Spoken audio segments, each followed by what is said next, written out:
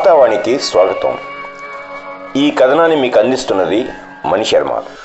Cricket శ్వాసగా ఎదిగాడు ఆ కుర్రాడు. చిన్నతనం నుంచే జెంటిల్మెన్ గేమ్ మీద ఆసక్తి పెంచుకున్నాడు. బ్యాట్ పట్టి బాదనమే కాదు, బంతితో మ్యాచ్ చేసి వికెట్లు తీయడం కూడా నేర్చుకున్నాడు. 14 ఏళ్ల వయసులోనే ఆంధ్ర టీంకి ఆడాడు. ఆ తర్వాత తనకు వచ్చిన ప్రతి అవకాశాన్ని వినియోగించుకుంటూ ఐపీఎల్ వరకు వచ్చాడు. ఈ క్రమంలో ఎన్ని ఆటుపోట్లు ఎదురైనా, పేదరికం వెనక్కి లాగినా అతడు మాత్రం గన్లో నుంచి ఫైర్ అయిన బుల్లెట్ మాదిరిగా రివ్వును దూసుకెళ్లాడు. హెన్రిచ్ క్లాసెన్, ఎయిడెన్ మార్క్రమ్ లాంటి టాప్ ఇంటర్నేషనల్ ప్లేయర్స్ ఫెయిల్ అయిన చోట విధ్వంసకర ఇన్నింగ్స్తో సన్ రైజర్స్ను గెలిపించాడు. ఆ కుర్రాడే తెలుగు తేజం నితీష్ కుమార్ రెడ్డి. సిఎస్కేతో జరిగిన మ్యాచ్లో ఆఖరిలో వచ్చి భారీ షాట్లతో మ్యాచ్ని ఫినిష్ చేశాడు నితీష్. పంజాబ్ కింగ్స్ మీద 37 బంతుల్లోనే 64 పరుగులు చేశాడు. ఒక వికెట్ తీయడంతో పాటు ఒక క్యాచ్ కూడా పట్టి ప్లేయర్ ఆఫ్ ది మ్యాచ్గా నిలిచాడు. దీంతో అతడి గురించి తెలుసుకునేందుకు అందరూ ఇంట్రెస్ట్ చూపిస్తున్నారు. 20 ఏళ్ల కాకి నితీష్ కుమార్ రెడ్డి విశాఖపట్నం. 2023 మే 26న అక్కడే పుట్టాడు అతను. తండ్రి ముత్యాల రెడ్డి హిందుస్థాన్ జింక్లో వర్క్ చేసి రిటైర్మెంట్ తీసుకున్నాడు.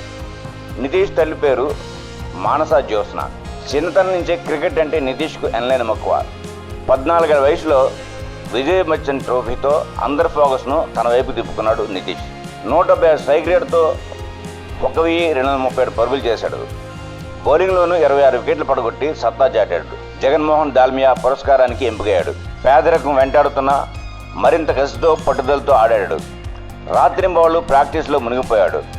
ఎట్టకేలకు రంజీ ట్రోఫీ 2020లో ఆంధ్ర టీం తరఫున ఫస్ట్ క్లాస్ క్రికెట్లో ఆడే ఛాన్స్ దక్కించుకున్నాడు.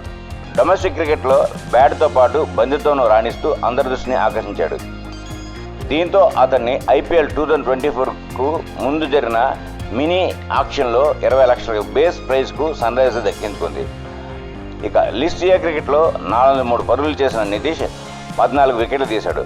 ఫస్ట్ క్లాస్ క్రికెట్లో 17 మ్యాచ్ల్లో 566 పరుగులతో పాటు 52 వికెట్లు పడగొట్టాడు.